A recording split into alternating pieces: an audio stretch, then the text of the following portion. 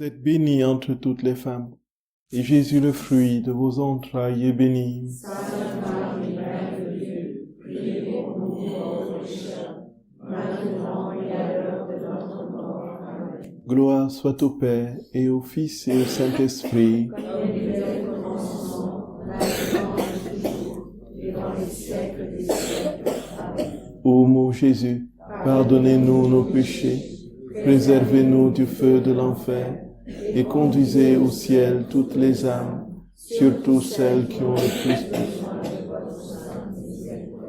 Ô Marie conçue sans péché, ô Marie conçue sans péché, ô Marie conçue sans péché, que par la miséricorde de Dieu, les âmes des fidèles trépassés reposent en paix. Amen. Au nom du Père et du Fils et du Saint-Esprit. Amen. Chers frères et sœurs bien-aimés dans le Seigneur, nous voulons encore de tout notre cœur rendre grâce à notre Dieu, Père de toute bonté, Dieu d'amour infini, qui nous apprend à prier. Nous voulons lui dire merci parce qu'il nous a fait comprendre que la prière est née du manque de sa présence et de sa vie. Et nous a montré combien l'homme a peiné à obtenir le peu qu'il lui demandait en multipliant les prières pour des nécessités qui n'auraient pas dû exister s'il n'était pas sorti de la vie divine. Le Seigneur nous demande de demander. Cherchez et vous trouverez. Frappez et l'on vous ouvrira. Demandez et vous recevrez. Il n'y a rien de mauvais dans la demande.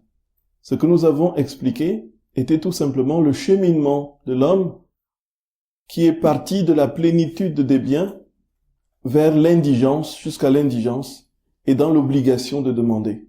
Le Seigneur nous demande de demander, bien sûr. Et le Seigneur dit, si vous, mauvais que vous êtes, vous donnez de bonnes choses à vos enfants, à plus forte raison, le Père Céleste donnera-t-il le Saint-Esprit à ceux qui le lui demandent. Si vous, vous ne donnez pas le scorpion à la place du poisson que l'enfant vous demande, alors, à plus forte raison, le Père donnera-t-il le Saint-Esprit. Voilà. Donc, ce que notre très saint Seigneur nous reproche, ce n'est pas le fait de demander, puisqu'il nous demande de toutes les façons de désirer, de demander le cadeau de sa volonté. Et c'est l'objet de la demande. Donc, pourquoi demandons-nous? Saint Jacques nous dit, vous demandez et vous ne recevrez pas, parce que vous demandez pour satisfaire vos convoitises. Voyez. Donc, la demande en elle-même est pure. Elle est voulue par Dieu. De toutes les façons, nous ne pouvons pas l'éviter. Jusqu'à ce que nous soyons pleinement, parfaitement établis en Dieu, nous allons être dans la posture du mendiant. Nous devons toujours demander. Même ce cadeau de la vie divine, nous devons la demander. Ce qui nous empêche d'acquérir ce cadeau, nous devons demander que le Seigneur nous ôte de cela. Voyez. Le processus de la prière, ainsi démontré dans l'Ancien Testament, était tout simplement pour nous dire, voici comment l'homme s'est positionné dans l'indigence et dans l'obligation de mendier les grâces de Dieu. Tout simplement parce qu'il n'avait plus la plénitude des biens. Donc, que ce soit bien clair, il faut demander au Seigneur, il faut demander, prier, chercher, vous trouverez. Mais ne cherchez pas pour satisfaire vos convoitises, dit Saint Jacques, dit Jésus. Et à plus forte raison, le Père donnera-t-il le Saint-Esprit à ceux qui lui demandent. Donc, en fait, ce qu'il veut nous donner, ce qu'il veut nous communiquer, c'est la plénitude de sa vie, dans le don de son esprit, dans le don de sa propre substance. Voilà, frères et sœurs bien-aimés. Ceci dit, nous avons compris comment les prières après la chute ont été des prières, justement, de nécessité. Des prières d'indigents. Des prières de ceux qui manquent de tout et qui sont obligés de tout demander. Les prières de ceux qui ont perdu l'héritage, qui ont été déshérités du fait, justement, de leur désobéissance. Voyez. Et on arrive maintenant à la nouveauté de la prière que va nous introduire notre très saint Seigneur lui-même dans sa propre prière. Ici, on a vu que jusqu'ici, il y avait une prière qui était liée aux nécessités temporelles. Épargne-moi la maladie, épargne-moi, et qui sont toutes légitimes. Nous devons continuer à prier pour que le Seigneur nous épargne la souffrance. Ça, c'est pas un problème. Mais épargne-moi ceci, donne-moi ceci, épargne-moi cela. Comment tu t'appelles? Je m'appelle Dieu. Donne. Et un peu. Voyez. Alors, quitter cette posture pour entrer maintenant dans une forme de prière. Et nous avons vu qu'avec les prophètes, on commençait à quitter le ritualisme, donc du sacrifice et de la codification, justement, des prières. Et on entrait dans quelque chose de plus intérieur, où le Seigneur voulait, par les prophètes, appeler le peuple d'Israël à entrer dans une plus grande relation avec lui, jusqu'à ce qu'il aille se considérer comme une mère qui aime ses enfants, dont il ne peut pas s'en départir. Et même s'il en était que les mamans abandonnent les enfants, il n'oublierait jamais son peuple, puisqu'il les a gravés tous dans les paumes de ses mains. Nous connaissons le célèbre passage d'Isaïe au chapitre 49. Ici, frères et sœurs bien-aimés, le Seigneur nous dit très clairement que la prière véritable qui doit correspondre à la prière première, du moins ce qui doit tenter de nous rapprocher de notre condition première, c'est la prière qui demande essentiellement la plénitude de sa vie, qui demande essentiellement l'avènement de son règne, qui demande essentiellement le ciel. Voyez, frères et sœurs bien-aimés. Donc, en fait, on va crescendo dans la relation au Seigneur, on va crescendo dans la prière qui quitte, qui est toujours là, le socle, la demande, va évoluer dans sa finalité. Le socle, c'est la demande. La finalité, désormais, c'est le royaume des cieux. Oui, frères et sœurs d'amour. Et ici, on comprend plusieurs choses. D'abord, la prière, comment Jésus, frères et sœurs bien-aimés, a prié? Jésus prie d'abord comme tout juif de son peuple. Il a appris certainement les rudiments de la prière. Lui qui était Dieu, il connaissait tout, bien sûr, mais il s'est laissé enseigner. Jésus, pas un seul instant, n'a dit à Joseph, moi je connais plus que toi, je connais les lois de la nature, je connais comment est-ce qu'on scie les planches et comment est-ce qu'on les rabote, comment est-ce qu'on les met bout à bout, je connais toute la science de la menuiserie, et puis tu n'as rien à me dire. Nous n'imaginons pas Jésus dans l'atelier de Saint Joseph, en train de dire à son père, oui, je connais, oui, je sais, non, tu n'as pas besoin de me dire, pas besoin de m'apprendre. Jésus s'est docilement laissé enseigner, alors qu'il était Dieu, tant par son père que par sa mère. Et comme on sait que la foi est traduite, transmise par la maman, il est évident que notre très sainte mère, n'est-ce pas, a enseigné. On n'a pas vu Jésus aller quelque part dans une école, voyez. On ne l'a pas vu chez un rabbin être enseigné et être... on avait l'un des plus grands rabbins de l'époque qui était Gamaliel, et on aurait pu voir Jésus dans une école rabbinique. Jésus n'a pas été dans une école rabbinique. On ne peut pas dire que Jésus a usé de sa science divine pour commencer à écrire sans apprendre. Donc, comme il était véritablement et parfaitement homme, il s'est soumis à la condition humaine en toutes choses, comme dit l'Épître aux Philippiens, excepté le péché. Et donc, il a appris l'alphabet, il a appris à écrire, même si ça devait certainement aller plus vite, je suppose.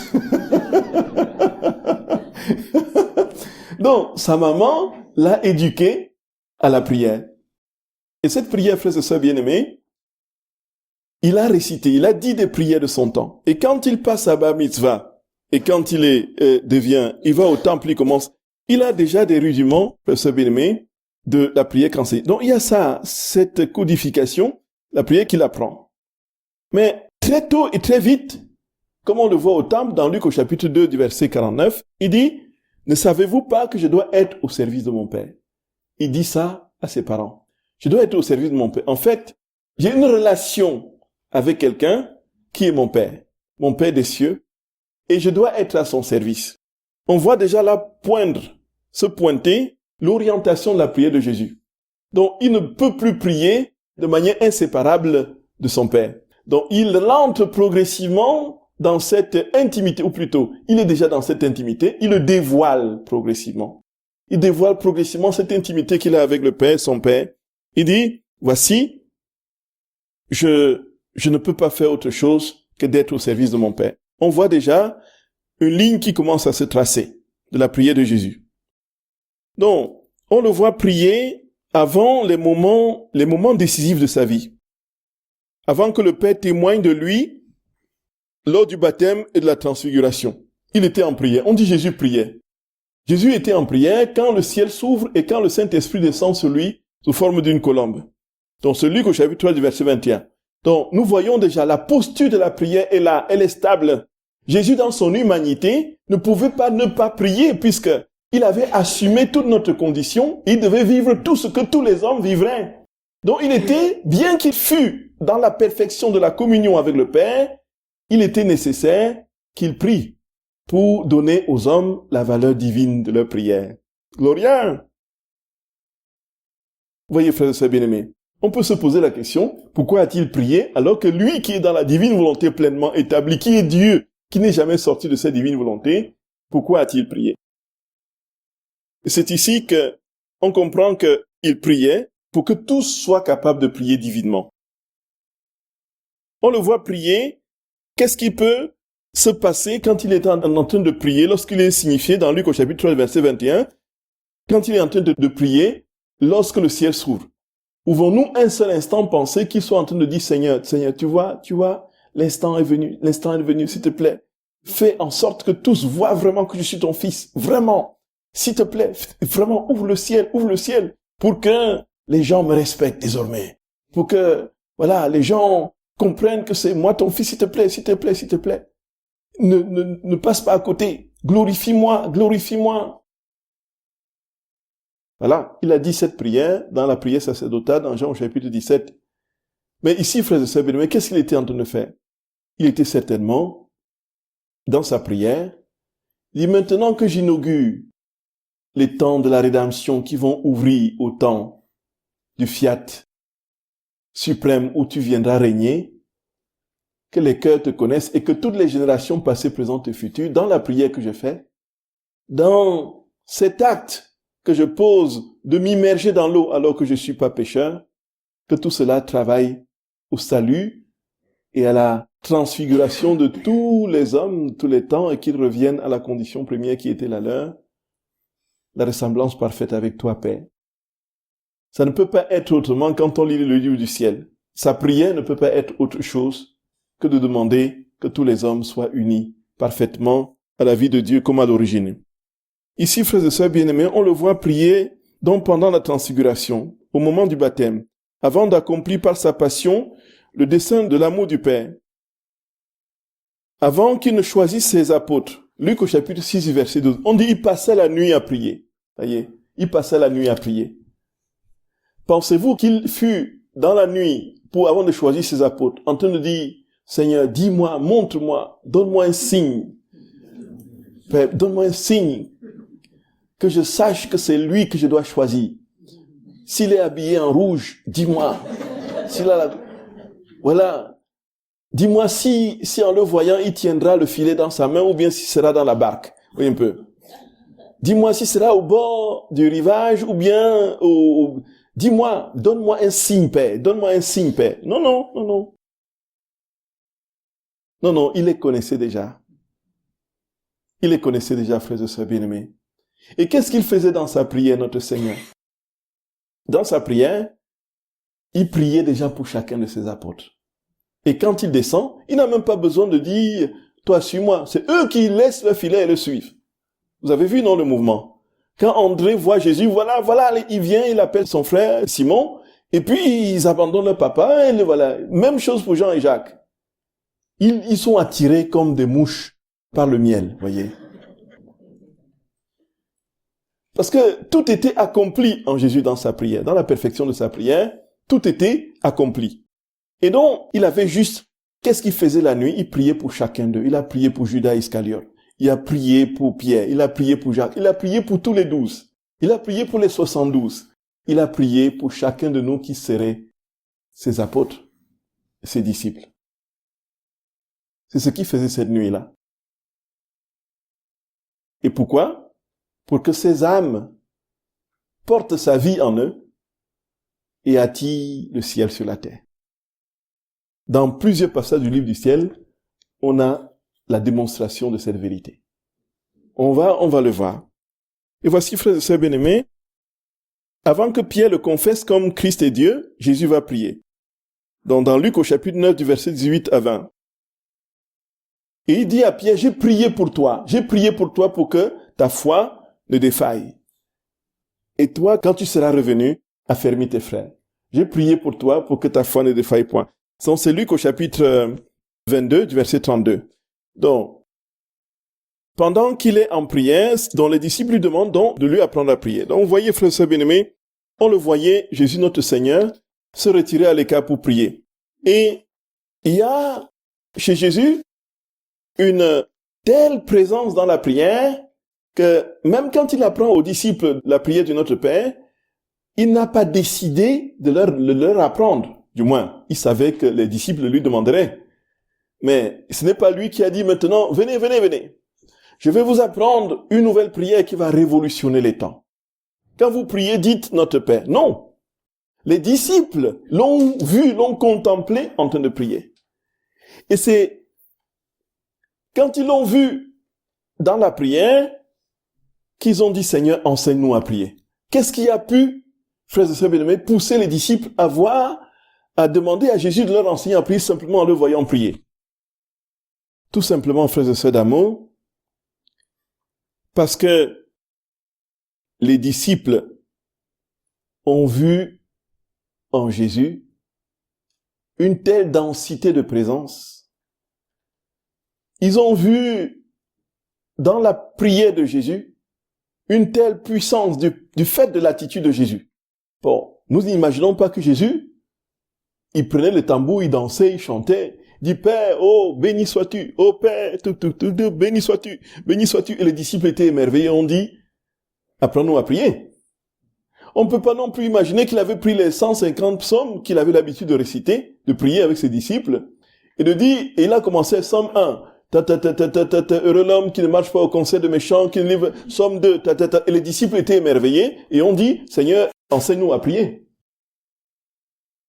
Puisque eux, ils n'avaient pas besoin de cette démonstration de prière rituelle pour demander à Jésus, puisqu'ils avaient ces prières en leur possession, ils pouvaient eux-mêmes le faire.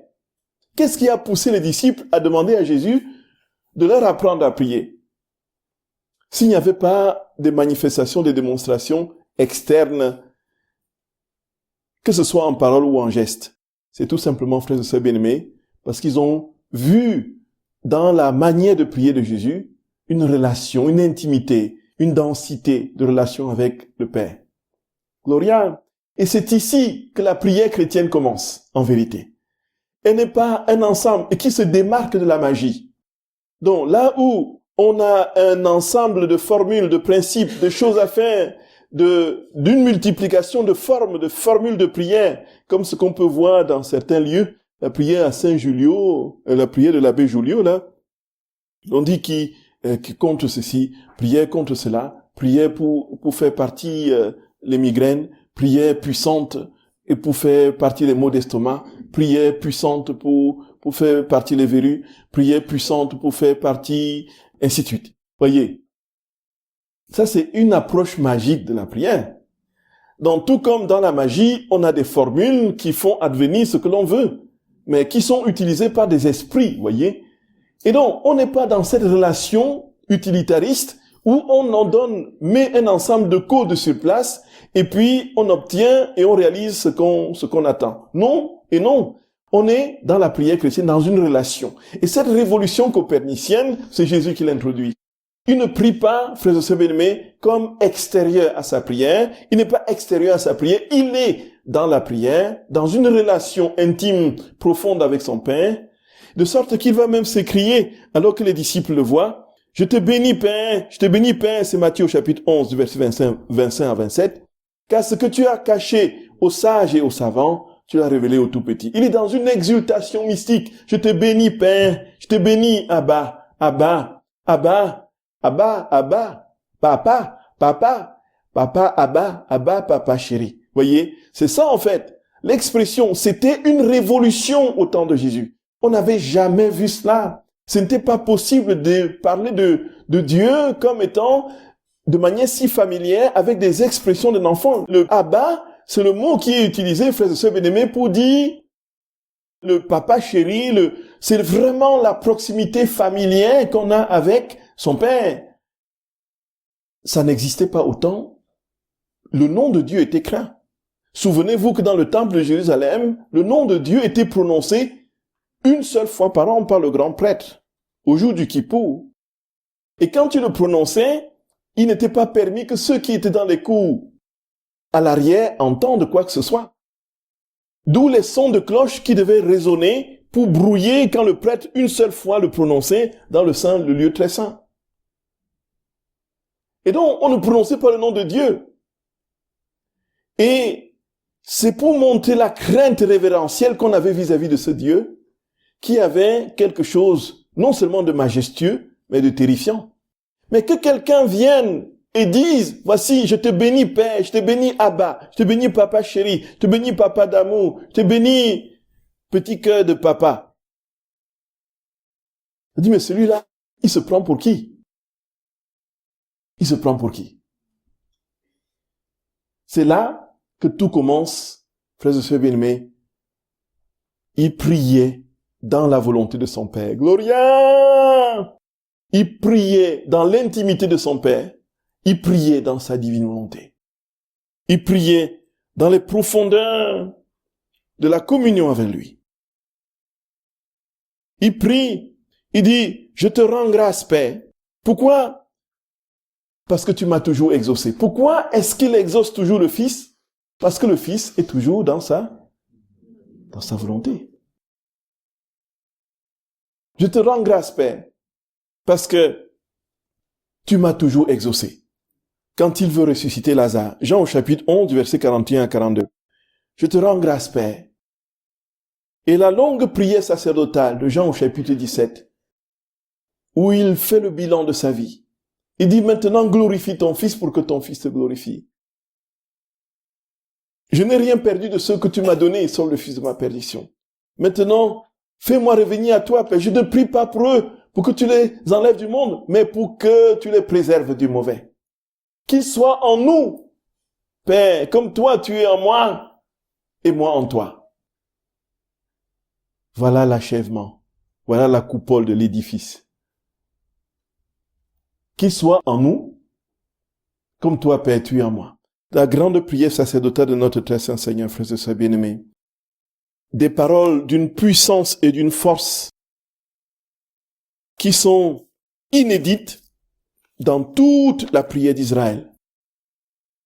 Aucune prière ne s'est élevée vers Dieu dans cette si forte, profonde proximité et familiarité.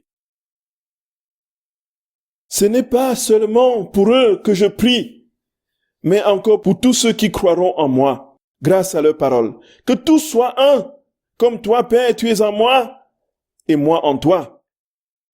Qu'eux aussi soient un en nous, afin que le monde croie que c'est toi qui m'as envoyé. Gloria! Maintenant, le Seigneur dit, voici, qu'ils comprennent qu'ils doivent être un avec toi, qu'ils doivent être un avec nous. Comme je suis un avec toi, qu'ils soient aussi un avec nous, qu'ils entrent dans notre vie, qu'ils entrent dans la perfection de notre communion et qu'ils vivent cette vie intratrinitaire que nous partageons de toute éternité. Et c'est là que commence la prière chrétienne. La prière chrétienne dans ce que Dieu veut. Et nous allons comprendre que le but final de la prière chrétienne, c'est que tous soient un en Dieu. Que tous vivent de sa divine volonté. Frères et sœurs bien-aimés, voyez comment dans l'Écriture, tout est dessiné. Dans l'Écriture, tout est lumineux. Dans aucune prière dans l'Ancien Testament, vous n'avez vu les âmes demander que Dieu prenne possession d'eux et qu'ils soient un. Parce que Dieu était redouté et craint. Dieu était si éloigné qu'il ne pouvait être prié que pour combler les manques et les vides des créatures. On l'invoquait pour des nécessités légitimes, réelles, d'ordre temporel. La santé, la maladie, la santé contre la maladie, la richesse contre la pauvreté, la progéniture contre la stérilité, ainsi de suite. On le suppliait pour être heureux. Ici, le Fils introduit cette révolution qui veut que l'homme, pour être heureux, entre en Dieu. C'est inouï, frères et sœurs d'amour. C'est inouï. Nous voyons le chemin. Nous voyons le chemin.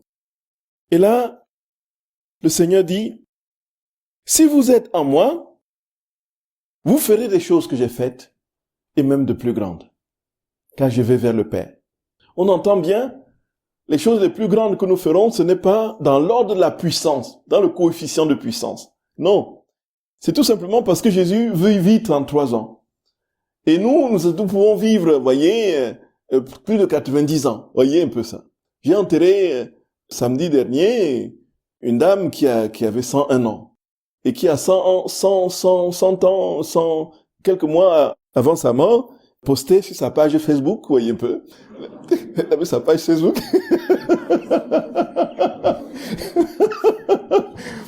Elle avait sa page Facebook et posté sa page, elle était sur les réseaux. Impressionnant. À 101 ans. Voyez un peu.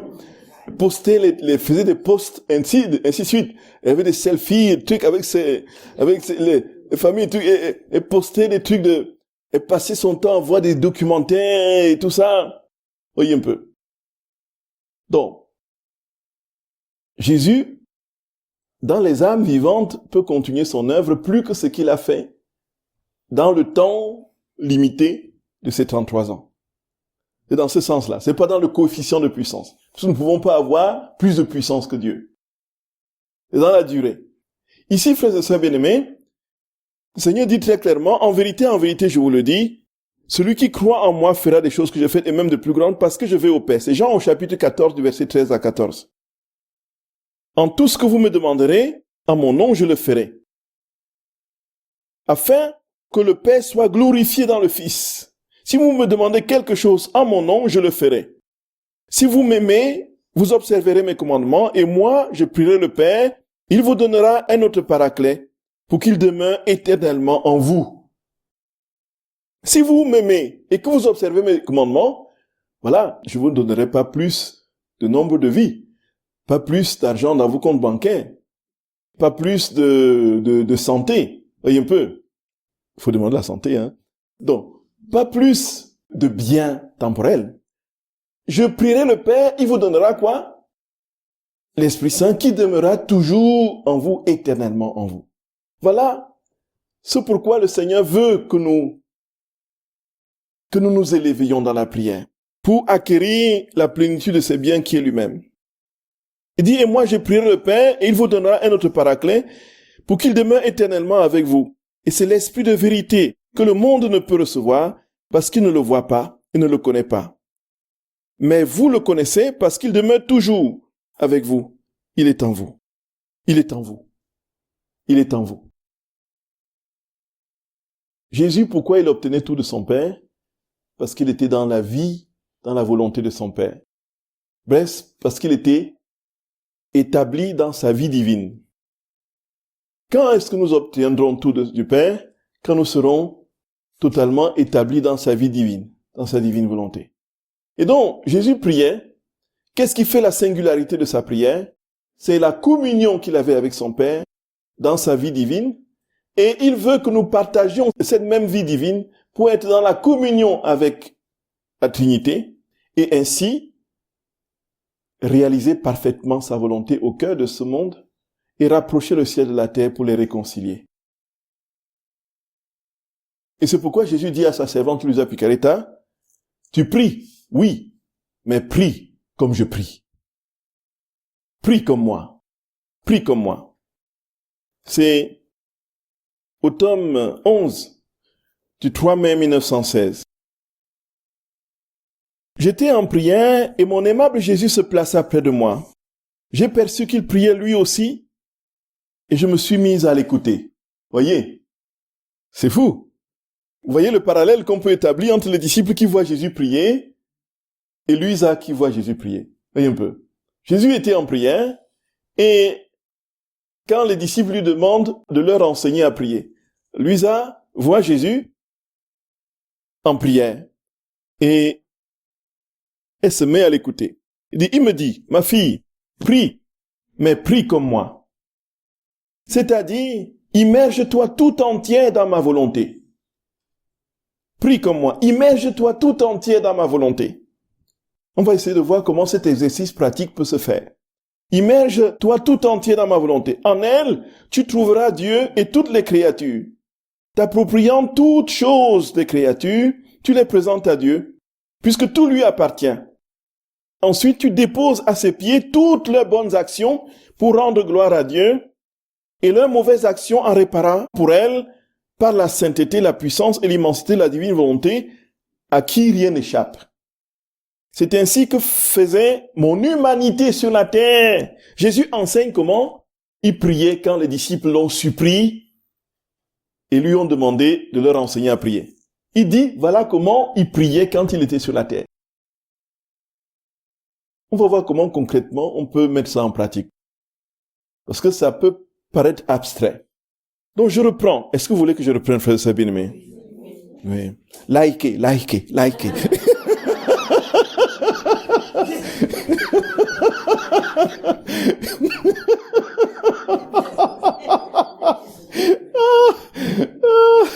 Les youtubeurs. Mettez des likes là. Oui, mettez des likes. Qui a beaucoup de likes?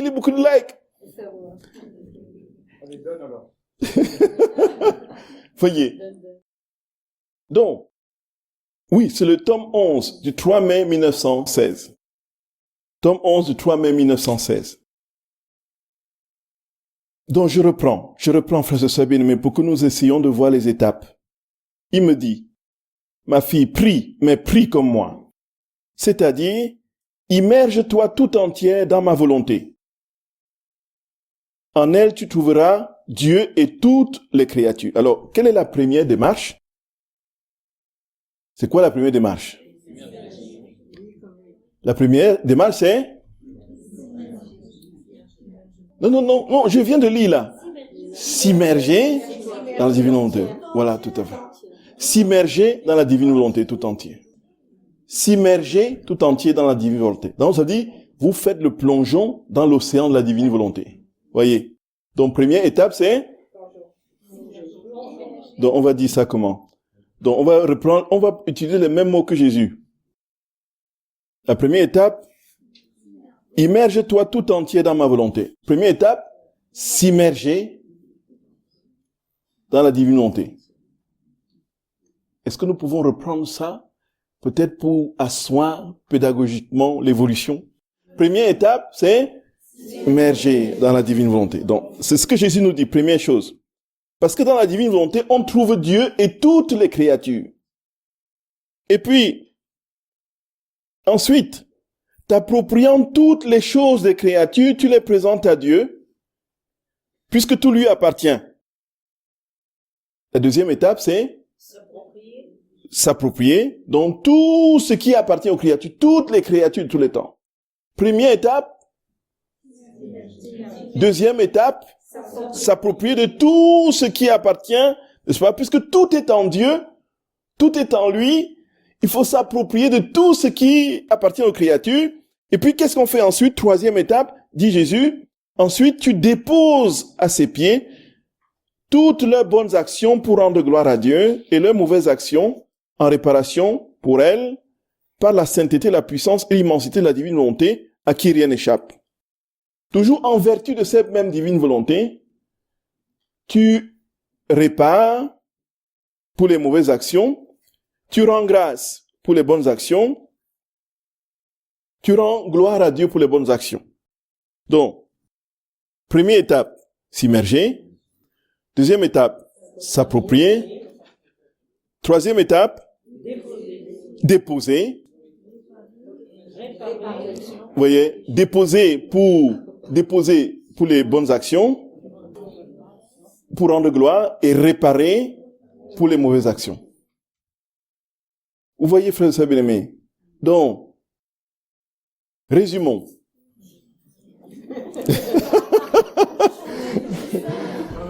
Résumons. Donc, ça va s'imprégner davantage, vous voyez. Oui, ça va prendre forme. Tout à fait exactement. Première étape, s'immerger. Deuxième étape, s'approprier. Troisième étape, déposer pour rendre gloire. Et puis, réparer. Exactement. Donc, Jésus dit que c'est ainsi que je priais sur la terre. Aussi sainte qu'elle était, donc, c'est ainsi que faisait mon humanité sur la terre. Aussi sainte qu'elle était, elle avait besoin de la divine volonté pour donner complète satisfaction au Père pour le rachat des générations humaines. Donc, en fait, la prière dans la divine volonté, c'est demander à Jésus, bon, concrètement, comment est-ce que nous pouvons nous immerger dans la divine volonté? Tout à fait.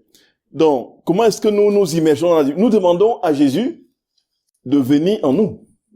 Il n'y a pas d'autre moyen. Donc, certains ont une imagination proéminente. Voyez un peu. Ils peuvent imaginer un océan, et puis ils se voient là dans l'océan, la divine volonté, et puis ça va créer des arabesques de l'imagination. Et puis, à un moment donné, vous allez commencer à voir des trucs devant. Voyez un peu ça.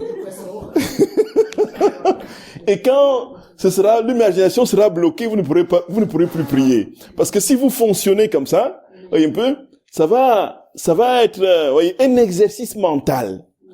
Mais c'est pas ça. La vie dans la divine volonté, c'est pas ça. On dit, immerge-toi. Comment je veux m'immerger? Oh, je vois l'océan de Dieu. Oh oui, je vois comment il s'étend. Oh oui. Ah oui, je me plonge là. Ah oui, Jésus, je suis dans la... Et puis quand c'est bloqué parce qu'il y a une autre pensée qui intervient, et puis, ah non, je suis pas encore allé en profondeur, parce qu'il y a cette pensée qui est venue là, il faut d'abord l'effacer. Et puis, oui, ah oui, non, là, et puis un requin sort là.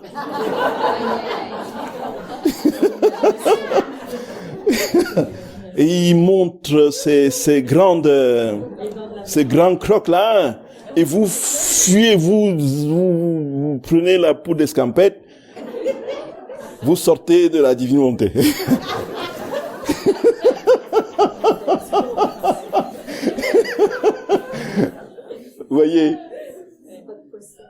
Voyez, frère, c'est bien-aimé. Ah non, c'est pas la foi.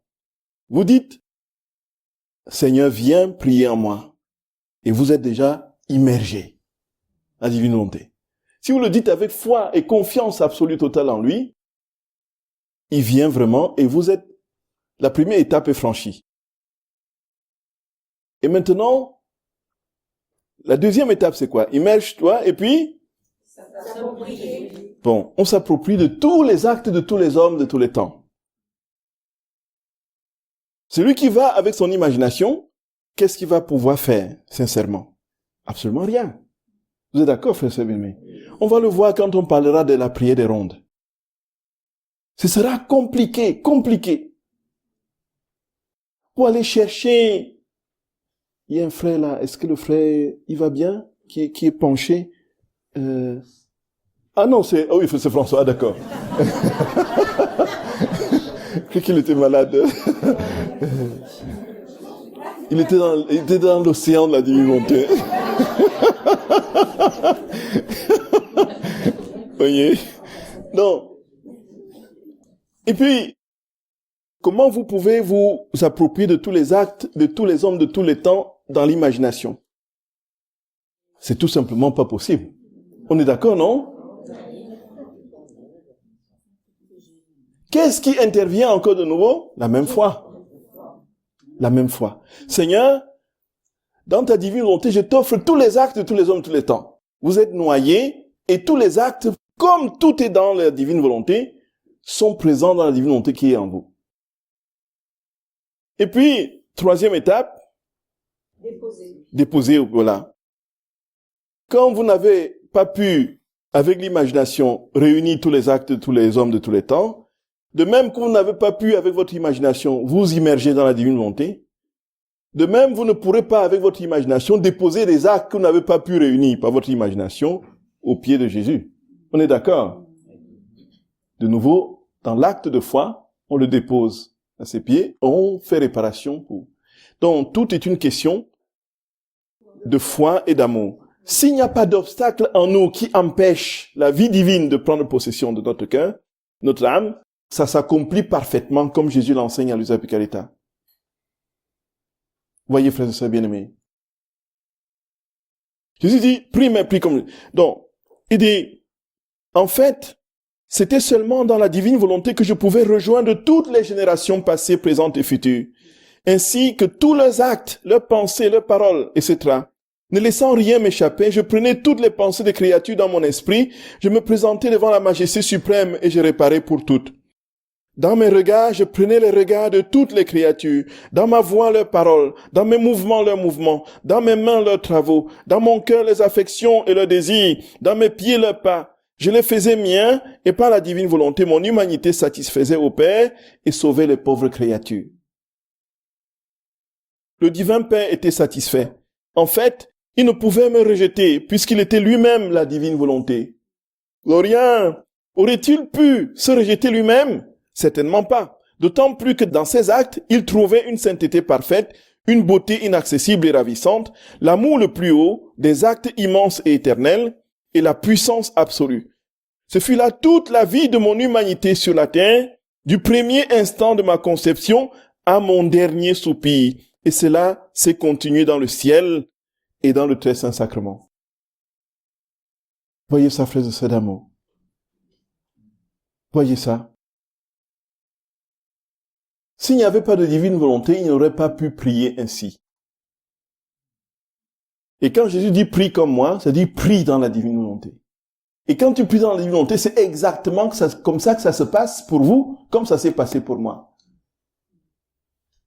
Donc, vous prenez tous les actes de toutes les créatures, vous les déposez auprès du Père, et puis vous lui rendez gloire, et vous réparez pour ceux qui n'ont pas été faits. Cela se passera ainsi dans vos actes, vos regards, les mouvements de vos mains, tous vos travaux, toutes vos affections, ainsi de suite. Oui, un peu, frère et sœurs bien-aimés. Cela dit, pourquoi ne pourrais-tu pas en faire autant? Pourquoi ne pourrais-tu pas en faire autant? Si nous commençons à prier dans la divine volonté, nous allons nous rendre compte que nous allons progressivement nous déposséder de nous-mêmes. Petit à petit, nous aurons de moins en moins d'inquiétude pour nous-mêmes. Puisque nous sommes, peu importe ce qui pourra nous arriver, voyez un peu. Puisque c'est Dieu qui œuvre et qui est en nous, tout en nous découle en vie divine et se manifeste de manière parfaite pour toutes les créatures de tous les temps, les impactant, réparant, transfigurant et divinisant, christifiant et trinitarisant.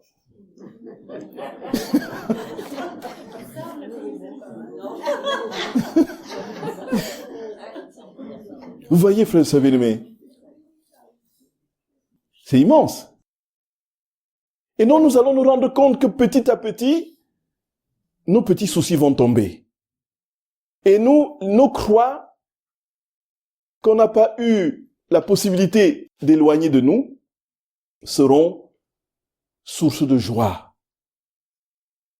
Nos croix seront transfigurées. Et puis, on aura, parce que plus rien n'importe pour nous que le royaume, que le règne de Dieu dans les cœurs. Voyez, frères et sœurs d'amour. Jésus dit, c'est comme ça qu'il faut que ça marche pour toi. Est-ce que tu comprends? C'est comme ça qu'il faut que ça marche pour toi. Et Jésus termine en disant, unis à moi dans ma volonté, prends les pensées de toutes les créatures dans les tiennes et présente-les à la divine majesté. Dans tes regards, tes paroles, tes mouvements, tes affections et tes désirs, prends ceux de tes frères dans le but de réparer et d'intercéder pour eux. Dans ma volonté, tu te trouveras en moi et en tous. Tu vivras ma vie et tu prieras avec moi. Le divin Père sera heureux et le ciel tout entier dira, qui nous appelle de la terre? Quelle est cette créature qui veut compresser en elle la divine volonté en nous incluant tous? Que de bien la terre peut obtenir en faisant descendre le ciel sur la terre. Gloria! Gloria! Gloria! Gloria! Voyez, frères et sœurs bien-aimés, voyez ça. Je vous salue Marie, pleine de grâce, le Seigneur est avec vous. Vous êtes bénie entre toutes les femmes, et Jésus, le fruit de vos entrailles, est béni. Sainte Marie, Mère de Dieu, priez pour nous, pauvres pécheurs, maintenant et à l'heure de notre mort. Amen. Au nom du Père et du Fils et du Saint-Esprit. Amen.